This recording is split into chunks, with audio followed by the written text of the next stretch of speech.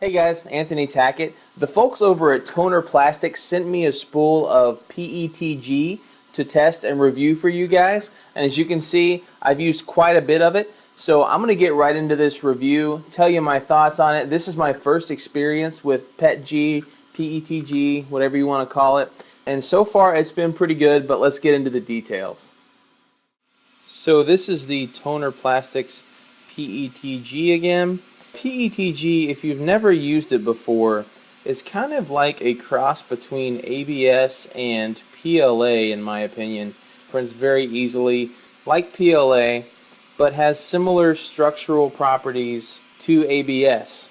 It is nice and durable, has a pretty decent heat resistance, fairly flexible, but again, it prints really easily. I printed everything I have without an enclosure and it printed just great.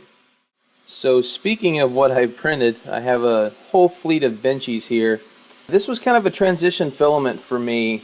I started off on the Monoprice Select Mini, and as a lot of you know, I am now using a Hicktop Prusa i3 clone, and I used the PETG when I was finishing up on the Monoprice and went straight to the Hicktop with the PETG and had some issues at first, but it was mostly a calibration issue with the Hicktop. I've got all that dialed now. As you can see, I've printed a Raspberry Pi cam. My Hicktop uses a Raspberry Pi to run Octopi, so I can access my printer from anywhere I've got internet, start prints, check in on them using the camera. It also does time lapses. If you follow me on Instagram, you've probably seen some of those. Here are some of my maker coins. The smaller coin was printed on the Monoprice and the larger coin was printed on the Hicktop. I have an extra back panel for the Raspberry Pi camera. This is a handle for a Dremel. I've got some little clips. I think you would use these probably as like a chip clip. I use these to hold filament on spools. It fits very well on the edge of a spool, so I've been using that in place of a clip. This is a clamp for a vise for a rotary tool. Rotary tool goes in here and the vise squeezes it from the sides. Again, taking advantage of that flexible nature of PETG. This is a little clamp I tested. It's not a good clamp. It's fine for holding something onto the edge of a table, but you can't really use that for woodworking, but it was a fun test. And one of the other things I've made, apart from this fleet of benchies, I'll kind of run over these really quickly. I've been numbering the sides of these as I experiment with settings.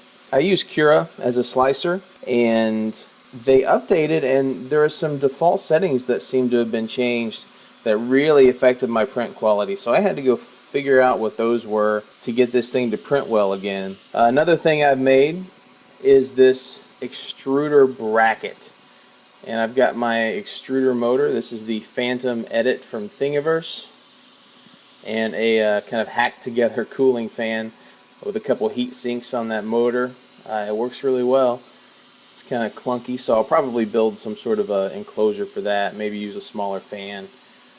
But taking advantage of the strength of PETG here.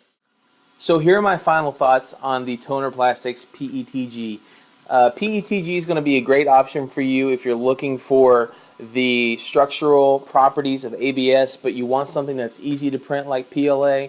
PETG is great. Toner Plastics PETG has been incredibly reliable and consistent for me. Dimensionally accurate. I don't have to worry about discrepancies in the diameter of the filament. The color has just been a beautiful, vibrant blue. Price-wise, it is a premium filament. So while you can get cheaper PETGs out there, Toner Plastics is going to run you around $42 for a 1 kilogram spool, which is what this is.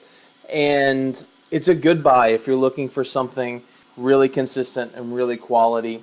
You can get by with cheaper plastics, but again, sometimes it's worth the extra buck for quality. That's it, guys. 2 thumbs up for me again on the PETG.